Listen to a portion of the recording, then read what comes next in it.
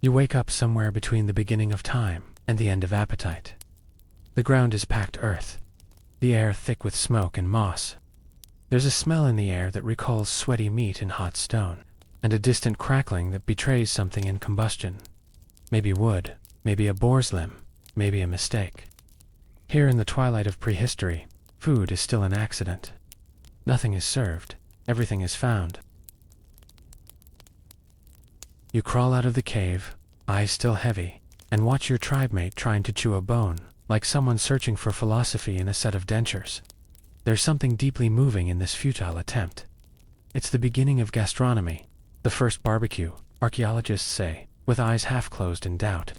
May have been a tragedy, a lightning strike, a wildfire, a panicked animal turned involuntary snack.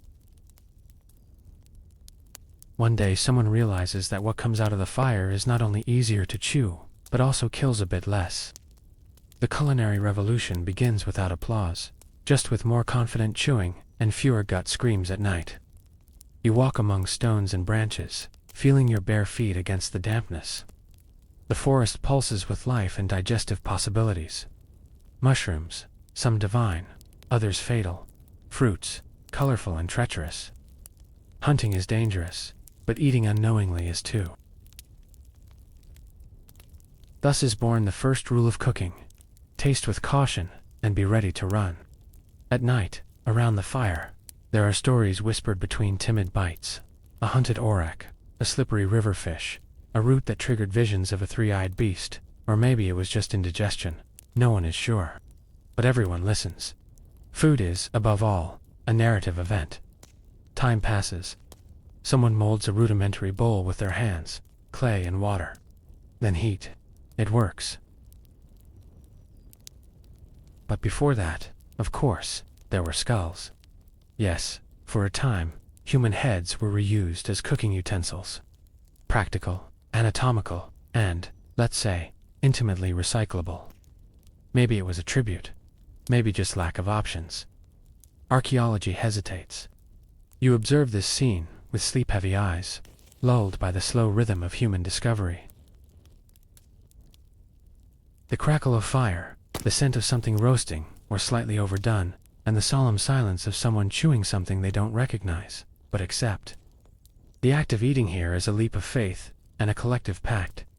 If we die together, with full bellies. Food still has no name. It's not meal, it's not dinner, it has no schedule. It's what is found, what is taken, what is tried. Sometimes it comes from the sky. Distracted birds, fallen fruits, even glowing insects. A primitive and luminous feast. There is something deeply comforting in this absence of choice. Eat what there is. Sleep right after. And then you begin to notice, as your eyes slowly close, that food from the beginning has always been more than sustenance. It was gathering, invention, error, and affection. And no matter how much time moves forward, with its chrome pans and unpronounceable spices, everything still begins like this, with a piece of something warm in your hands, a smell that mixes fear and desire, and a story around a fire. By the way, if you happen to enjoy this kind of sleepy journey between bites and centuries, consider leaving a sign, maybe a comment, maybe an inscription, in this imaginary circle. After all, stories stay alive when someone chews along. And with that, we leave this age of smoke and doubt, where food was almost always a risk. But soon, very soon, humans will discover something extraordinary, the possibility of growing their own dinner. You awaken in a place where the ground is cracked mud, and the sky always seems to have the color of a lentil ball. The breeze carries the scent of cooked onions and cattle dung in equal measure.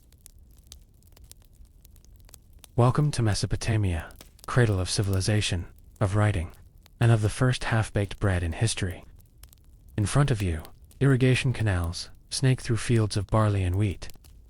They are like arteries of a newly born agricultural body. Someone, at some point, looked at a seed and had an unlikely thought. What if we did more with this than just chew it? The agricultural revolution has no sirens or applause, just a rudimentary hoe, arched backs, and a thin broth bubbling beside it.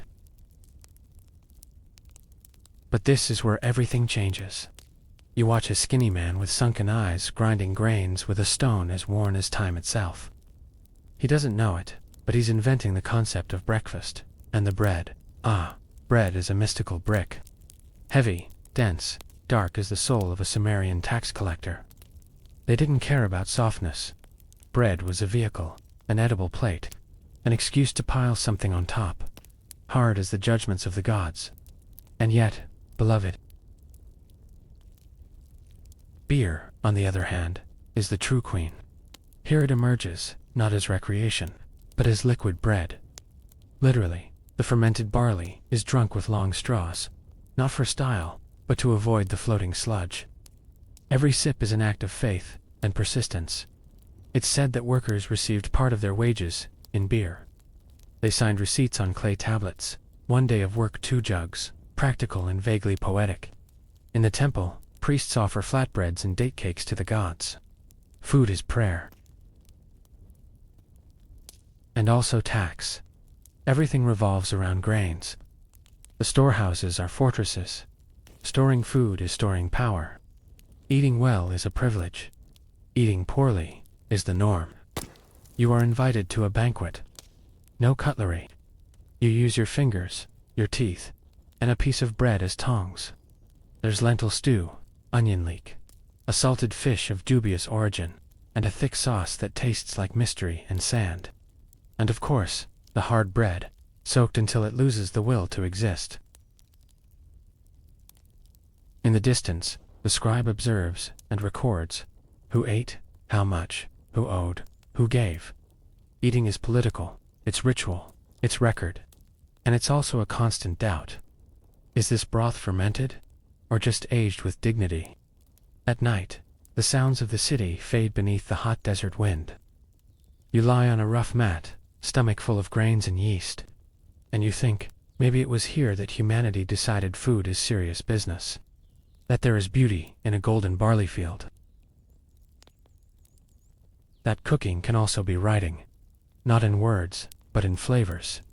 And in the middle of this thought, you hear a distant chant. Women baking flatbreads in clay ovens. Children running with date cakes in their hands. A routine repeated for millennia. Always the same, always new. Cuisine as the rope that ties time together. But soon the river changes course, like everything in this muddy land. And history takes us farther south, where the gods wear gold. The sun shines over pyramids, and bread gains layers, including some of stone. You wake up covered in fine sand, like powdered sugar blown by a distracted pastry chef. The air smells of heated dust and sautéed onions. And somewhere very close, a clay oven hums softly, spitting heat and smoke with the resignation of something that's been baking since the dawn of civilization. We are in ancient Egypt, where bread is as omnipresent as the gods, and almost as hard to interpret the Egyptians. Masters of the afterlife and megalomaniac architecture believe that eternal life begins with a good meal and bread. Well, bread follows you, even after death. You walk through markets with walls painted with scenes of eternal banquets. Everything revolves around wheat and barley. The grains are sacred. Kitchens bustle with activity, rustic mills, bowls of wild ferment, ovens that open like hungry mouths, and inside bread, lots of it. Some good, others, frankly dangerous. The so-called Egyptian bread, the one that survived millennia as an edible fossil, is a rock in food form, found in the tombs of pharaohs. It withstood time, looters, and bad press. Modern studies show many contain sand, yes, sand, accidentally or economically mixed into the flour through stone mills. The result, eating, was a constant dental risk. Dentists would have made a fortune, if they existed. You visit a temple bakery, where dozens of loaves are produced, to feed not just priests, but the gods themselves. The breads are shaped into symbolic forms, animals, eyes, symbols of infinity. There are even recipes recorded in hieroglyphs, a mix of wheat, water, natural fermentation, and, again, a crunchy, accidental touch of sand. And then there's the beer. Egyptian beer is thicker than soup, murky as mystery, sweet as fermented date. Women prepare large clay jars, where bread is crumbled to speed up fermentation. It's food and drink. It's life and offering. Even the dead get their share. In tombs, archaeologists have found built-in ovens. Yes, ovens. Inside pyramids. Because of course, the afterlife can't be lived on an empty stomach. The dead are buried with bread, beer, honey, and onions. Maybe for the journey. Maybe to please the underworld's guardians. Maybe out of pure edible superstition. As you walk among statues of Anubis and decorated columns, someone offers you a fig and walnut cake. It's surprisingly tasty, soft, almost modern. But then comes a second one, harder, less sweet. And you realize that, in Egypt, eating is a dance between luxury and penance. The pharaoh feasts. The peasant chews dust. There are accounts, and a generous dose of uncertainty, that the workers who built the pyramids received daily rations of bread and beer. An efficient way to maintain strength and morale, even if the taste was debatable. Maybe they were treated as heroes. Maybe they were just tired labor with sand bread and date dreams. When night falls, and the Nile reflects the stars like a lazy mirror, you lie down near the wheat field. There's the distant sound of chanting, and the persistent aroma of something baking. Food here is survival, faith, and legacy. It's on the walls, in the tombs, in the blood, and also in the teeth, broken by overly honest bread. You close your eyes, feeling the cool sand beneath your body. And you think, maybe eternity really is a banquet. Or maybe it's just digestion. Very, very slow. Soon, however, the scene changes. The stones grow columns. The wheat meets the empire. And taste meets extravagance. You awaken with the touch of marble beneath your skin, and the overwhelming aroma of garlic, fish, and ambition. Rome. Here, the empire stretches like an endless banquet table, covered with dishes, platters, and a certain degree of culinary presumption. Around you, Corinthian columns and colorful mosaics try to convince you that everything tastes like civilization.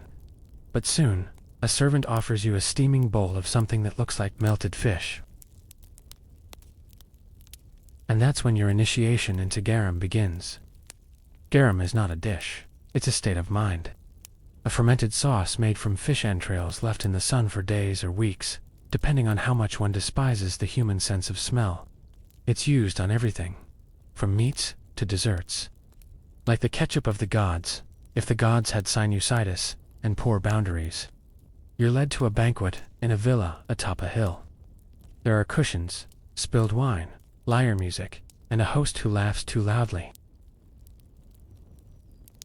Before you, a table worthy of a philosophical treatise. Doves stuffed with dates and pine nuts, fresh oysters, fried bats, and yes, even a whole piglet with an apple in its mouth, because clichés existed before they were called that, and then, the garum poured with enthusiasm over boiled eggs, greens, lentils. Even fruit, no one quite knows why. Maybe because it symbolizes status. Maybe because taste no longer matters, as long as one can prove they can afford it. You watch, half fascinated, half nauseated, as the guests eat, talk, and vanish into discreet corridors. The famous vomitoria. No, not exactly. Despite popular belief, vomitoria were merely architectural exits for crowds. Actual vomiting happened in private. With dignity, if possible. Overeating was expected. Vomiting to eat more was accepted. The body, after all, was an extension of opulence. Rome didn't just dominate lands, it devoured the world, and then belched with class. The imperial kitchens bubble with neurochemical activities. Slaves and cooks experiment with bold mixtures. Wines with rose petals. Cheeses aged in ashes. Fruits candied in honey from regions as distant as the emperor's ego. In a papyrus found centuries later, an exotic recipe mixes goat's milk, honey, olive oil, and pepper. Yes, pepper in dessert. The Romans were obsessed with contrasts. They wanted everything. Sweet and salty, hot and cold, soft and spicy, preferably in the same dish. And among these extravagances, there's also bread, of course, always bread. But now, more sophisticated, baked in molds, decorated, flavored. In Rome, even wheat had an ego. There were public bakeries, where bread was distributed as part of the bread and circuses policy. A simple and efficient strategy. Feed the people, and they shout less. At dusk, you walk among still new ruins, hearing the murmur of markets and taverns. Someone is baking something that resembles pizza, though no one would dare call it that. Flour, olive oil, goat cheese, and herbs. Simple, straightforward, and surprisingly good. Maybe the best things, in the end, don't need garam. You lie down in a corner of the triclinium, your stomach heavy, and your senses dulled. Roman food is intense, theatrical, often aggressive, but also deeply human. A reflection of those who wish to conquer the world, starting with the palate. While the wines sleep in amphorae, and the gods watch with weary eyes, you close yours. Rome still chews in the distance, between hills and promises. But the empire doesn't last forever, and when it falls, the broth darkens. Literally, you wake up wrapped in coarse wool and persistent dampness. The world has grown smaller, colder, grayer, except for the flickering fire at the center of the hall, where something has been boiling for weeks, months. By now perhaps no one really knows. Welcome to the Middle Ages, where stew is eternal and bread is a blunt weapon. Around you, stacked stones try to pretend they're a castle. The air carries the smell of smoke, grumpy grease, and a hint of aromatic despair.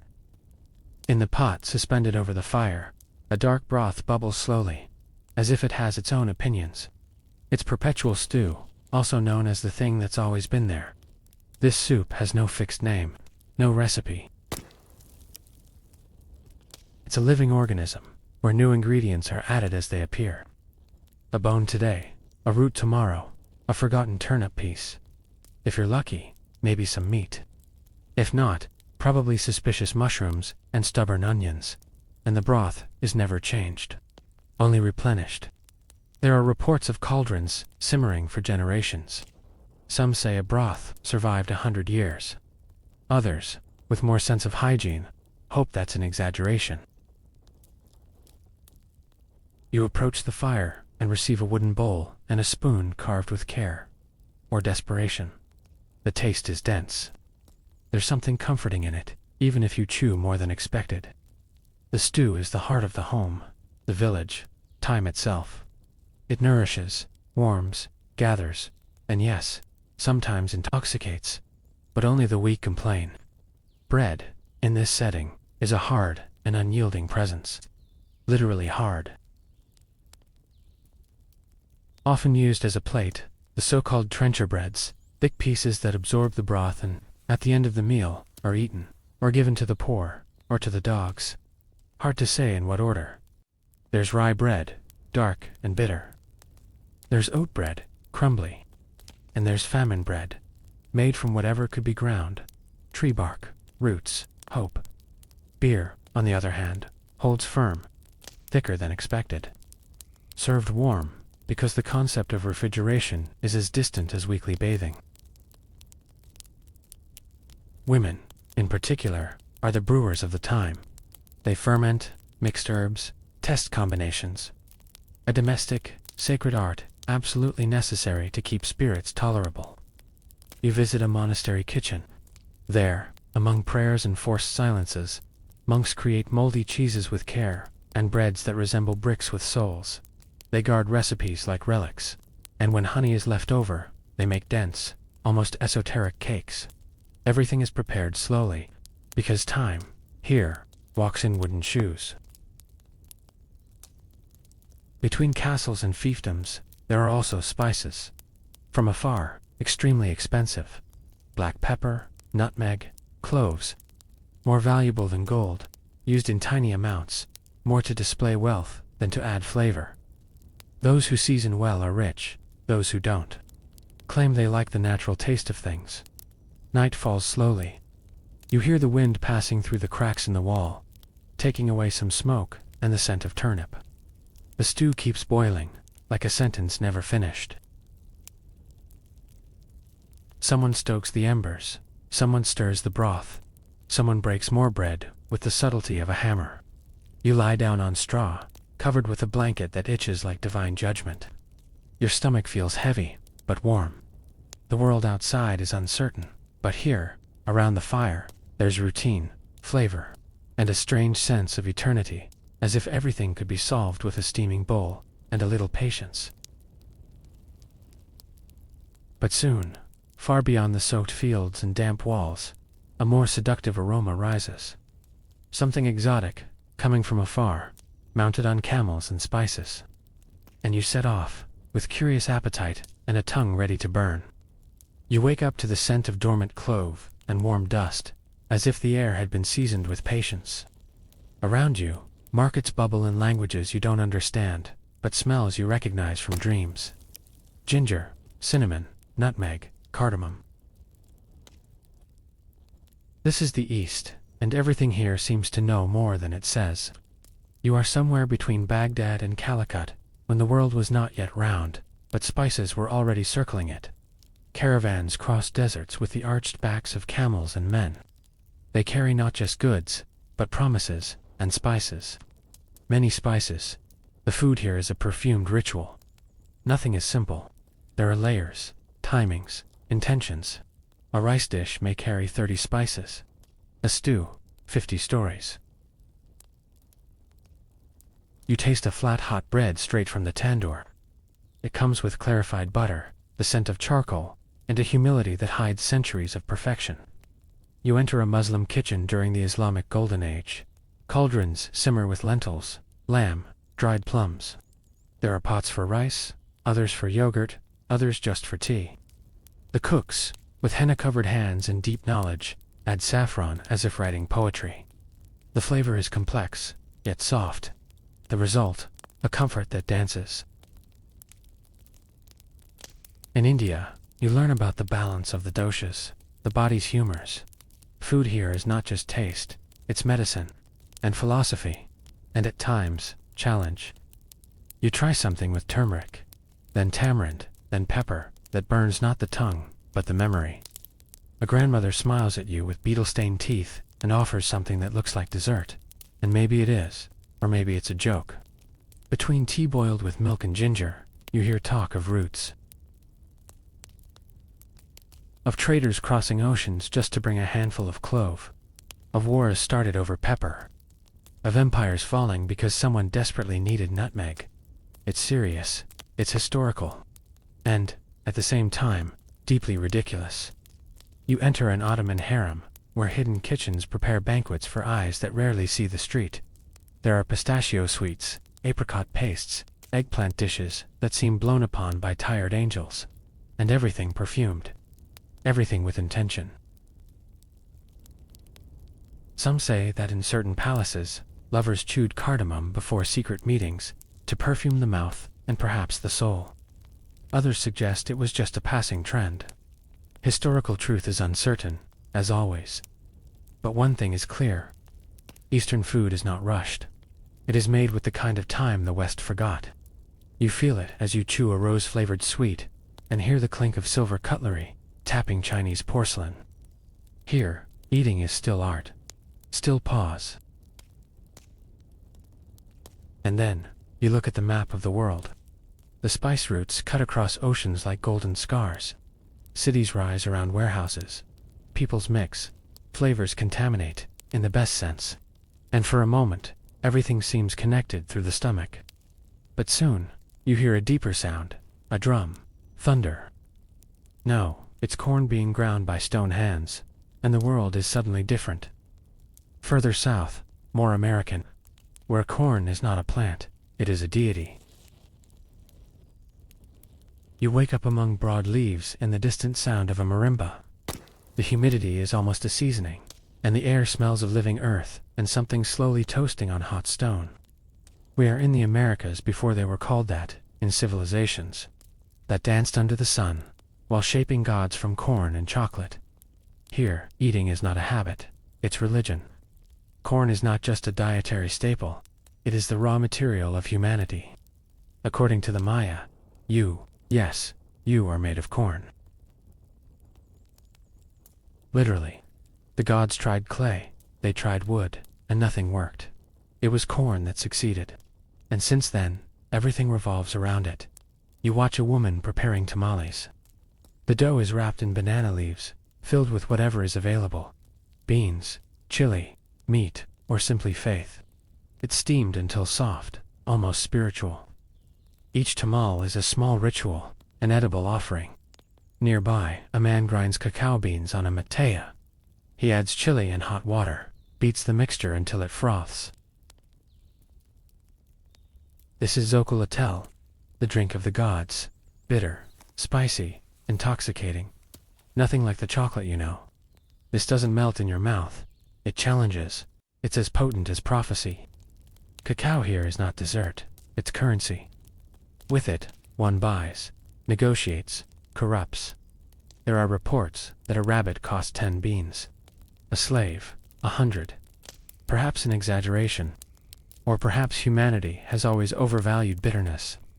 You walk among stepped pyramids in cornfields, stretching like golden tapestries. There are ceremonies, bonfires, chants that make no distinction between eating and praying. A feast can last days, a sacrifice, a meal. It's impossible to separate the sacred from the digestive. In the Aztec kitchen, you taste freshly made tortillas, filled with black beans, avocado, chilies, so hot they alter your sense of reality.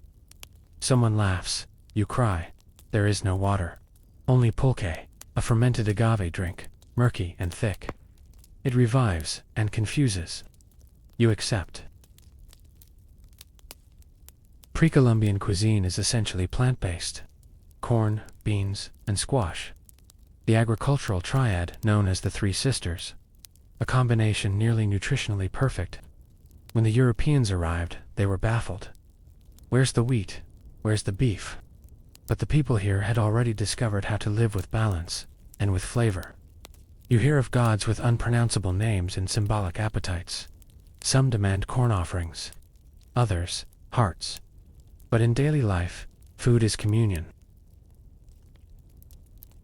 Shared with neighbors, with the dead, with spirits that live in the kitchen. At a nighttime ceremony, you taste a warm atole, a thick corn drink with cinnamon. It warms the stomach and the soul. The stars shine above you like popped corn frozen in the sky, and everything feels at peace. Until the moment they hear a sound from the sea. Of sails. Of voices that speak neither Maya, nor Quechua, nor Nahuatl, and the corn trembles. The moment is coming when the old world meets the new. And no one comes out unscathed, not even the palate. You wake up in a damp port, smelling of salt, mold, and overripe fruit. There are sounds of sails being hoisted, voices shouting in languages that sound like promises and threats at once. It's the beginning of the age of discovery, or, if you're more honest, of humanity's great culinary confusions. In front of you, ships are loaded with wood, crowded people, excessive faith, and tomatoes. Yes, tomatoes. Small, red, shiny, and viewed with almost theological suspicion. In 16th century Europe, many things were considered heresy, and the tomato topped the list of demonic fruits. You enter a Renaissance kitchen. Someone eyes a tomato with the caution of someone analyzing a venomous animal. There are reports that Europeans believed tomatoes were poisonous, and technically, they weren't entirely wrong. On pewter plates, rich in lead, the tomato's acidity would release toxins. Result: nausea, delirium, and occasional deaths. But no one suspected the plate. It was the tomato, too red, too soft, too American. Potatoes, meanwhile, are received with disdain. They grow underground, like things not to be trusted. For decades, they serve only to feed pigs and peasants without options, until a famine or several forces the world to rethink its priorities, and the potato rises in rank, quietly, until it becomes queen of the side dishes. You witness the so-called Columbian exchange, this gigantic biological and gastronomic interchange between continents. From the Americas come corn, cacao, tomato, potato, chili, beans, pineapple, turkey. In come wheat, rice, coffee, onion, orange, sugar, and diseases, many diseases.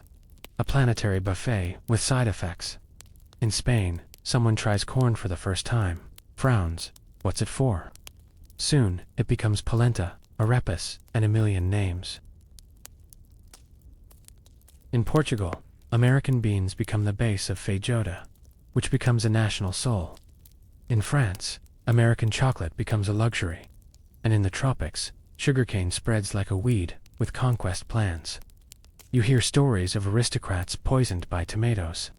But the truth might be simpler. Expensive silverware, plus botanical ignorance, equals digestive confusion.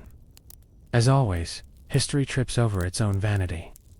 Meanwhile, in the Americas, everything changes. Corn, once a god, becomes flour for settlers. Cacao becomes export. The turkey, sacred animal, ends up on Christmas tables in England. A cultural clash served on pewter plates in ignorance. You enter a British tavern. The cook mixes potato with animal fat, roasts it golden, and calls it rustic cuisine. Nearby, an outraged Frenchman turns tomato into sauce and saves the ingredient from damnation. Cuisine reinvents itself, as it always does when faced with the new. But not everything is so epic. Some Europeans mistake cassava for other roots and die poisoned. Others think chocolate should be drunk pure and bitter, like the Aztecs did, and give up after the first sip. The European palate, despite its arrogance, has limits. And amidst all this, an ingredient arises that would change the world: sugar. But with it will come chains, shackles, and desserts, many desserts. For now, you close your eyes in the hold of a ship, surrounded by sweet and salty, fermented and confused smells. Food has gone global, but the price is still being calculated. And soon, very soon, you'll taste the bitter edge of sugar, hidden beneath layers of whipped cream in silence. You wake up to the sound of chains, and the bittersweet smell of molasses, bubbling in immense vats. There's a sweetness in the air that sickens before the first bite. Welcome to the colonial world, where dessert is a construct, and the kitchen, a trench of power. You're on a plantation, likely in the Caribbean or the coast of Brazil. The sun is merciless, the ground is hard clay, and everything around you screams productivity. The sugarcane fields stretch to the horizon like rows of motionless soldiers. Sugarcane reigns, and where there is royalty, there are subjects. And where there are subjects, there is slavery. Sugar, once a pharmaceutical luxury sold in small cones in Arab apothecaries, is now Europe's official drug. Its sweet taste hides the metallic flavor of oppression. You watch men and women work to the edge of physical collapse, extracting every drop of sweetness from a bitter plant full of promises. In the big house, the kitchen boils with Portuguese recipes adapted to the heat and lushness of the tropics. Preserved sweets, cakes, pies, puddings, all wrapped in layers of crystallized sugar. But none of it would exist without the sweat of the slave quarters. You watch a black cook crafting quindens with mastery. Egg yolk, sugar, and coconut. Few ingredients, much technique. The sweet shines like tropical gold. It's light, but born of heavy history. She prepares it as one makes edible resistance. Colonial sweets are hybrids, European in form, African in knowledge. At the center of the table, a dish of rice pudding, with goat milk and cinnamon. Beside it, a savory, firm, hot pamanha. Colonial cuisine mixes everything, not out of whim, but necessity. Hunger teaches improvisation, and improvisation becomes tradition. Some recipes arise from scarcity. Cakes made from leftovers, stews of lesser cuts. Preservation, fermentation, and smoking techniques brought from Africa, adapted to the Americas climate. The enslaved people's cuisine is ingenious, creative, vital, and almost never documented. You hear a lady of the house instructing her maid, more sugar, less spice. The colonial palate demands sweetness, but fears bold flavor, a reflection of a society that wants to extract, but not be touched. Sugar intoxicates, and silence is too. There's a sweet perfume in the city. In the Portuguese confectionaries of Lisbon, cakes made with yolks from Brazil are all the rage. But no one asks where the golden yellow came from. As always, the European palate chooses to forget. You enter a convent, where nuns cook to support their orders. They create conventual sweets with mathematical obsession, egg threads, sponge cakes, heaven's bacon, all refined, meticulous. But without New World sugar, none of it would be possible. Faith feeds on cane, and the labor that produces it. At sunset, you watch rapadura being made. It's almost poetic. Almost. But there's something dark about seeing such a sweet food born from such a bitter setting. The pot bubbles, the smoke rises, eyes sting. And you wonder how many centuries of recipes are, in truth, chapters of silence. In the distance, a new sound begins to echo, the snap of a machine, the whistle of a factory. Something is about to change. The world will speed up, and food will have to keep pace. You wake up to a metallic, rhythmic sound, as if someone were drumming on empty cans with serious intent. The sky is gray, the ground is soot, and the air smells of grease, mixed with pea soup, lukewarm, but still alive. Welcome to the Industrial Revolution, where even food wears a uniform. Around you, chimneys spit smoke with arrogance. Factories growl like well-fed beasts. Cities expand rapidly, but stomachs remain on the same ancestral rhythm. They need to be filled, even if now in shifts. And that's where it enters. The can. You watch a worker open a tin of salted meat with a razor blade. The sound of the seal breaking is almost musical. Canned food is a recent invention, born of war and urgency. Invented by a Frenchman who wanted to feed armies without praying for bread, not to mold. Nicholas Appert, the name, a hero, or a prophet of fast food. But not all is shiny lids. The first cans are thick, dangerous, hard to open, a meal and an arm workout. Some explode. Others swell with a funereal whistle. Preservation is still a science in testing phase, and there's no shortage of test subjects. You walk through a market in London. Shelves of pre-prepared food, with optimistic labels. Game meat soup, eternal peas, fruit and syrup of doubt. Food now has an expiration date, a factory, and packaging. And that changes everything. In factories, workers eat in rushed shifts. Lunch becomes a 10-minute event. No time for a set table, for tradition, for the smell of the oven. There's bread, strong tea, something heated over coal. It's the era of the sandwich. Bread becomes the official vehicle of haste. In bourgeois homes, the opposite. Food becomes a status symbol. Kitchens full of helpers. French recipes, gelatin molded into swans. Excess is no longer just digestive, it's decorative. You enter a Victorian home. The cook presents a gelatinous dish with meat, vegetables, and something that glistens. It's aspic, a kind of edible sculpture that defies good sense. Savory jelly, because it's not enough to have food, it must be suspended in time and collagen. Afternoon tea emerges as ritual. Buttered bread, fruit scones, paper-thin crustless sandwiches. Everything miniature, everything regulated. An attempt to control appetite and instincts. Meanwhile, across town, there are lines at soup kitchens. Dark broths, yesterday's bread, and a piece of melted dignity at the bottom of the bowl. Food reflects the era. For some spectacle, for others, survival. You hear of a new invention, the home refrigerator. Still rare, still experimental, but with promises. Ice stops being a luxury item, and preservation officially enters the routine of the average household, or nearly average. Night arrives, smelling of wet coal and smoked fish. You lie on a straw mattress under a damp blanket and think of the future.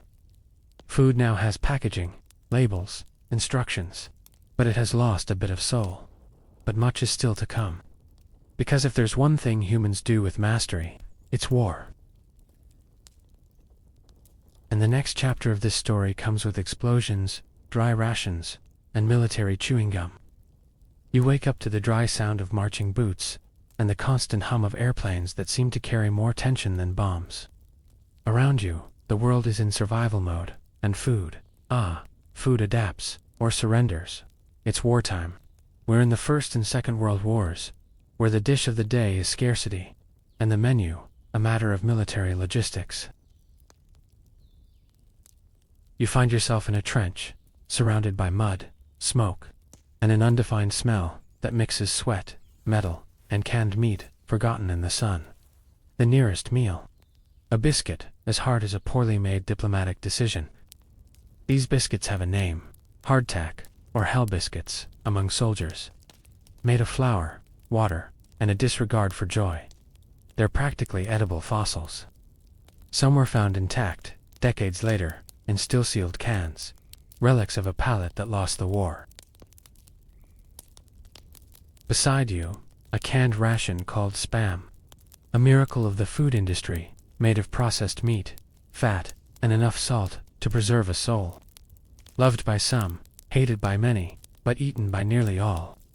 SPAM fed soldiers, civilians, prisoners, and eventually, post-war school cafeterias.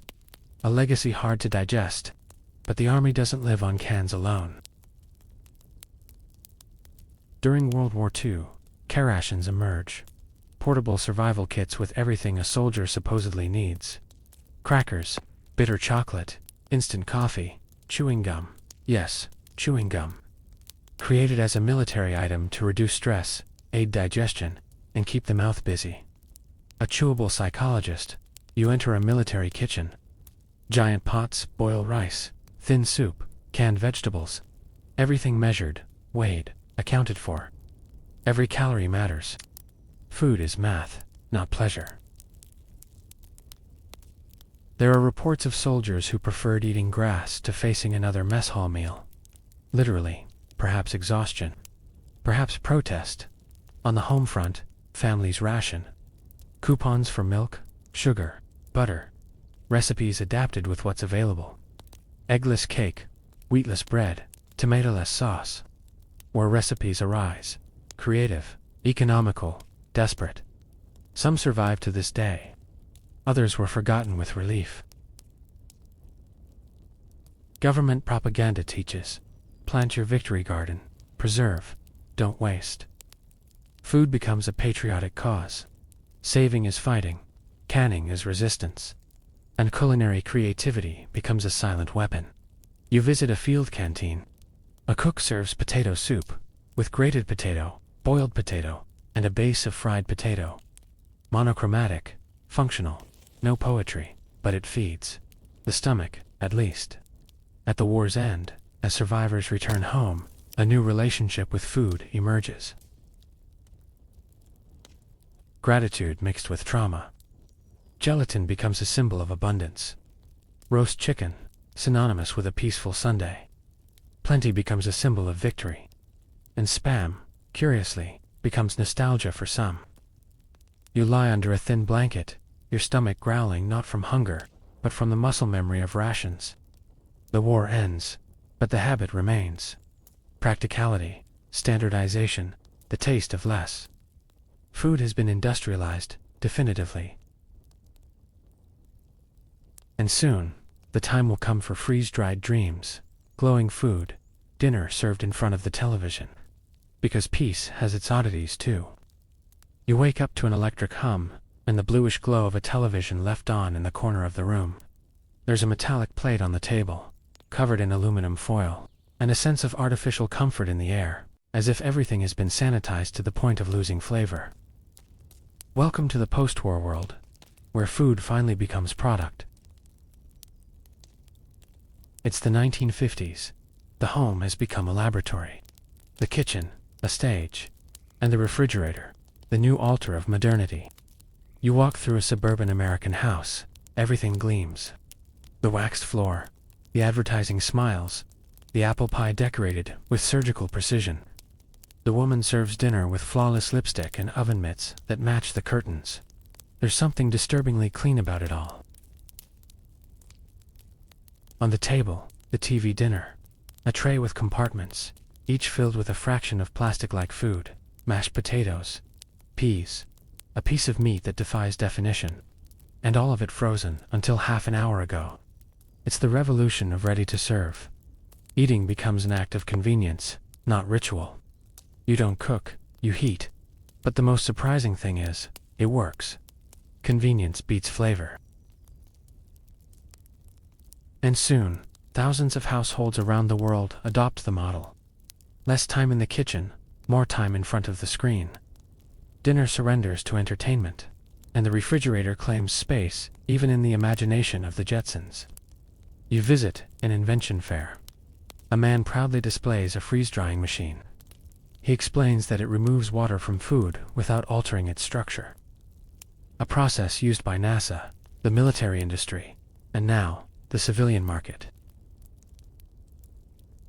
Powdered soups, instant coffee, dehydrated mash. It's the future with a taste of yesterday. And gelatin. Gelatin becomes a craze, molded into almost sculptural shapes, encasing fruits, vegetables, even pieces of chicken. It's the peak of culinary delirium, a symbol of status, innovation, and intestinal courage. In magazines, recipes proudly mix sardines and pineapple. The world surrenders to colorful collagen. You taste a soufflé made with cheese powder, evaporated milk, and uneasy hope. The taste is mild, almost absent. But there's comfort in that. Food no longer needs to move you. It just needs to be there. Available, fast, identical. Advertising takes the stage. Commercials teach housewives how to prepare complete meals in 15 minutes. The modern woman is now efficient, technological, an operator of the electric oven. The kitchen becomes a showroom. The cookbook, a product catalog. At the same time, the first discomforts arise. Someone asks, where did the flavor go? Another wonders, why does everything taste like the same thing? But the wheel is spinning, and fast. In supermarkets, everything is packaged. Everything is pre-cooked, pre-washed, pre-masticated, almost, and for the first time in history, eating is also solitary. Each with their tray. Each with their pasteurized palate. But behind the scenes, something begins to bubble. Small movements back to the natural. Grandma's recipes, local ingredients, handmade bread. A whisper still faint, but persistent. You lie down on a sofa, covered in plastic protectors. The sound of the TV still echoes. An instant noodle ad promises love in 3 minutes. And you think, maybe we're eating more, but feeling less. Soon, the rebels of the fork will take the stage, and with them, the myth of pure food. The promise of a flavor that never existed, but that somehow everyone seems to want back. You wake up to the sound of artisanal coffee grinders, and a light aroma of fermentation. Maybe from sourdough bread, maybe from kombucha, maybe from pretension. We're at the end of the 20th century, and the beginning of the 21st, where food becomes identity, and natural becomes the new luxury. Around you, rustic wood countertops with industrial finishes, vertical gardens, and refrigerators aesthetically decorated with organic vegetables, arranged as if waiting for a photo shoot. Someone speaks of gluten like an ancient sin. Another mentions quinoa with the reverence of someone discovering a hidden oracle in the Andes. You step into a bakery, where the breads are dark, dense, irregular, proudly imperfect. The baker, in a linen apron and meticulously disheveled beard, speaks of levain as one would of royal lineage. You taste a slice and realize it's good. Complex, but it requires focus. As if eating now is also a meditative act. In markets, labels like organic, preservative-free, cruelty-free, scream in sophisticated silence. The consumer has become a food critic, the packaging, a manifesto, and food, a territory of belonging. Vegans, keto, paleo, low FODMAP, flexitarians, tribes with tofu flags and coconut oil banners. But the strangest part is that this return to the natural has something of historical fiction. Many foods celebrated as ancestral never existed as we imagine them. Gluten-free bread in ancient civilizations. Unlikely, considering they never encountered modern wheat. The hunter-gatherer diet of our ancestors, based on optimistic data samples, and of course, a good dose of imagination. You walk into a minimalist functional kitchen. Everything is white. Everything is quiet.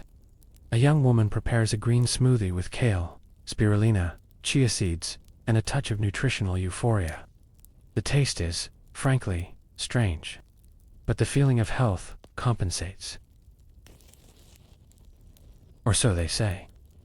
In hipster cafes, you find oat milk, almond milk, cashew milk, anything but cow's milk. Someone mentions lactose intolerance as naturally as saying good morning. Others opt for voluntary restrictions, as if dietary control were also a form of life control. And then there are the ferments. Kombucha, kefir, miso, sauerkraut. Ancient, yes, but reinvented in glass jars with Scandinavian-designed labels. Bacteria gain status.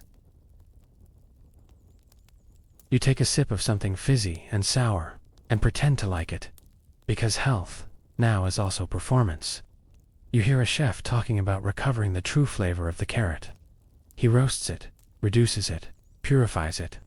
In the end, it looks like a sculpture, and you miss the simplicity he tried to recapture. Ironies of the modern palate. Meanwhile, through apps, food arrives in 30 minutes, plastic-wrapped and lukewarm. The food revolution coexists with the practicality of click and eat. And the paradox sets in. We seek the natural with the same intensity with which we consume the industrial. We are hunter-gatherers of delivery. You lie on an organic linen throw. Beside you, a bottle of cold-pressed coconut water. And you think, maybe this search for the natural is just nostalgia for a time that never existed. But still, it's beautiful. Like all good fiction. Soon, though, flavor will give way to efficiency. To substitution. To food that doesn't come from the earth, but from code.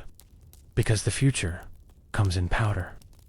You wake up to a soft beep and a gentle tremble beneath your feet. There is no smell. None. Just an artificial breeze with notes of synthetic mint, blown by an intelligent ventilation system. We're in the future, or at least in a version of it where food is no longer grown, but printed. You look around, a kitchen with no stove. Just a touchscreen terminal, a 3D food printer, and a refrigerated compartment that resembles a vault. A polite hologram asks, "Would you like your standard nutritional meal, or a personalized cultural variation?" You choose nostalgic regional, and watch the machine prepare a lab-grown burger. Meat without animal. Fat without sacrifice. All assembled in microscopic layers of nutritional precision. The smell is convincing. The taste, almost. But there's something in the texture that betrays the artifice. A perfection that tires. Beside you, someone drinks a beige shake without enthusiasm. It's a complete meal replacement. 2,000 calories, 100% of daily recommended intake of everything. No chewing, no pleasure, just fuel. Some love it, others tolerate it. You take a sip and taste vitamin boredom. In offices, energy pills replace coffee. In space stations, freeze-dried meal packs rehydrate in seconds. In schools, food printers teach children to cook with algorithms. Some have never seen a real egg. And atop vertical cities, renowned chefs create tasting menus with ingredients that have never touched soil. Foams of extinct vegetables, reductions of genetically recreated fruits. Elite gastronomy is now an aesthetic performance, flavorful, but as real as a digital painting. You enter a lab where scientists develop the universal flavor, a combination of molecules that pleases 98% of people. It's not exactly tasty, but it's safe, efficient, and absolutely standardized. Molecular fast food. At the same time, alternative movements emerge. Return to organic has become counterculture. People grow plants in pots, cultivate fungi in closets, cook with real fire. An almost revolutionary act. But they are few. Most prefer the safety of numbers and the predictability of calibrated flavors. You try sushi made from pea protein, flavored like tuna, and textured like chicken. Confusing, but convincing. Beside you, someone enjoys a vegetable fillet with a printed edge. It's the peak of simulation. Eating has become an aesthetic choice, not a sensory necessity. And then you realize, perhaps the future of food is not food, but memory. Aromatic recollections, synthesized in capsules. Taste experiences simulated in the brain. An entire dinner lived like a dream, without chewing. Technology is already testing this. You lie in a rest capsule with the programmed scent of freshly baked bread. A machine whispers a recipe in your ear like a lullaby, and you think, perhaps we've reached the end of appetite, or perhaps we're just chewing the end. But even so, something remains. The urge to gather, to tell stories, to share what's on the plate, real or imagined. And as the fluorescent light dims, you hear a familiar sound, a pan, a sizzle, an aroma that insists. Food, like memory, always returns. And with that, we prepare the ground for the epilogue, where time slows. The palate reconciles, and sleep arrives like a warm dessert. You wake slowly, or perhaps you don't wake. Perhaps you simply float between wakefulness and rest. Cradled by a distant sound, the crackling of firewood, the clinking of dishes, the murmur of a story not yet finished. There is no rush here. Time simmers on low heat. Around you, a table. Wide, long, made of old wood, marked by many utensils, many elbows, many memories. The food is not extravagant. There is bread, warm, with a rustic crust and soft crumb. A golden thick broth with the scent of roots and care.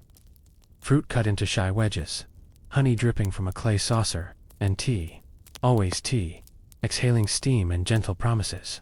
You observe the people around you, faces shifting in age, in culture, in memory.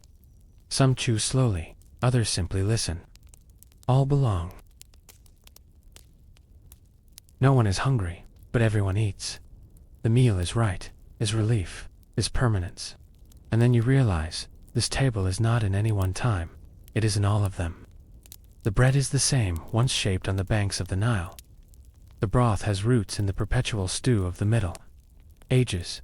The tea carries spices from long-forgotten roots.